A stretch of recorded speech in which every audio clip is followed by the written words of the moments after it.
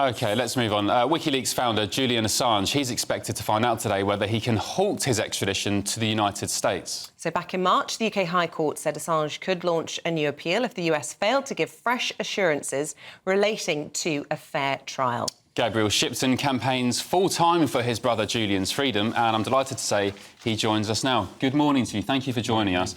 So just explain to us how pivotal today is. It's the High Court's hearing, but also long-term, if the worst happens, as far as you're concerned, and your brother is extradited to the United States, are you hoping for a Donald Trump presidency perhaps to pardon him in the future if and when Trump gets to power?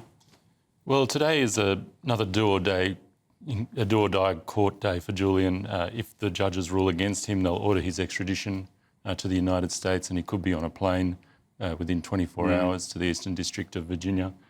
But I think now is really a moment for the UK High Court judges. They have the ability now to really rule decisively on this.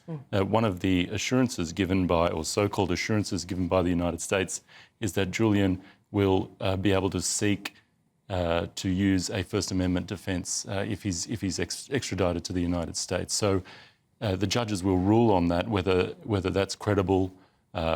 And just to clarify, that First Amendment is the right to free speech, which would obviously be his justification for releasing those tens of thousands. Yeah, that's right. So freedom of expression. But the judges will rule today whether they think that that is a possible defence for Julian, and I think that applies to in the UK context, because what's happening here is the United States is applying their espionage laws to reach into the United Kingdom and go after prosecutors here. So it's affecting freedom of expression in the United Kingdom.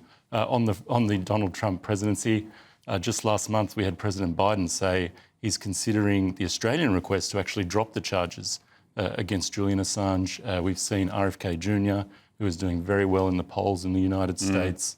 He's committed to pardoning Julian on day one. So I would expect Donald Trump to come out sometime soon and say that he is going to consider pardoning Julian as well. And in terms of sort of the jeopardy of today, I mean, the way it's been sort of written up in some of the press is after 13 years of uncertainty, this is the moment where we'll find out what happens to Julian Assange. But I hate to be the party pooper, but there are other possible outcomes today, aren't there? There is a possibility that the assurances aren't met, first of all, for those judges. One of them was that he won't face the death penalty and that he could end up not being extradited and staying here. The other one is he could be freed. Or the third option is that his team, and I presume you can confirm this, might refer to the European Court of Human Rights and see if you can go down that road as well. That's right. If he loses today, we'll file with the European Court of Human Rights for an emergency injunction to stop an extradition.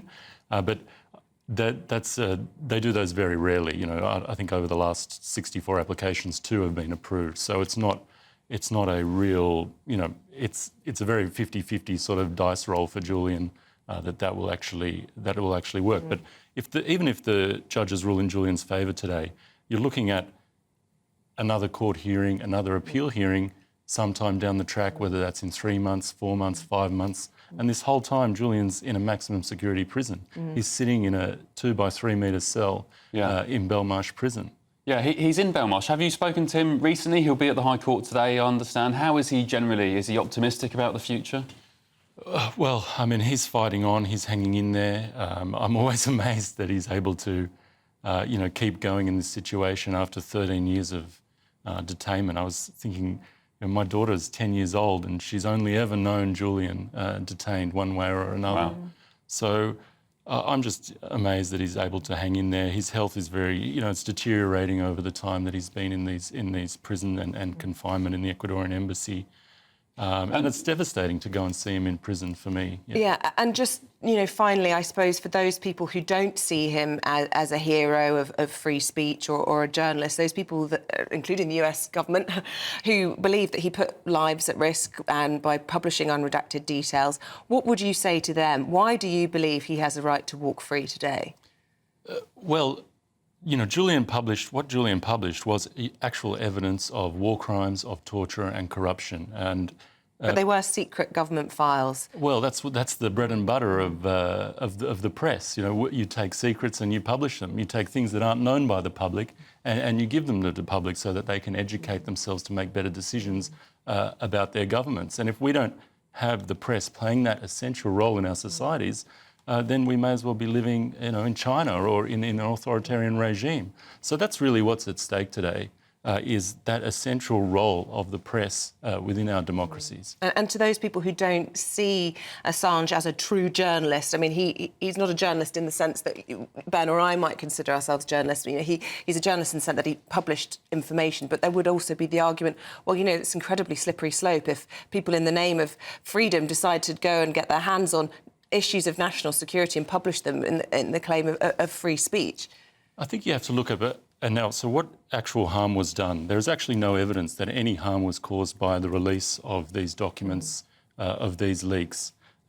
In Chelsea Manning, who was the leaker, in her hearing, there was a general who was hired by the Obama administration, they spent $10 million looking for somebody who'd come to harm, and they couldn't find anyone.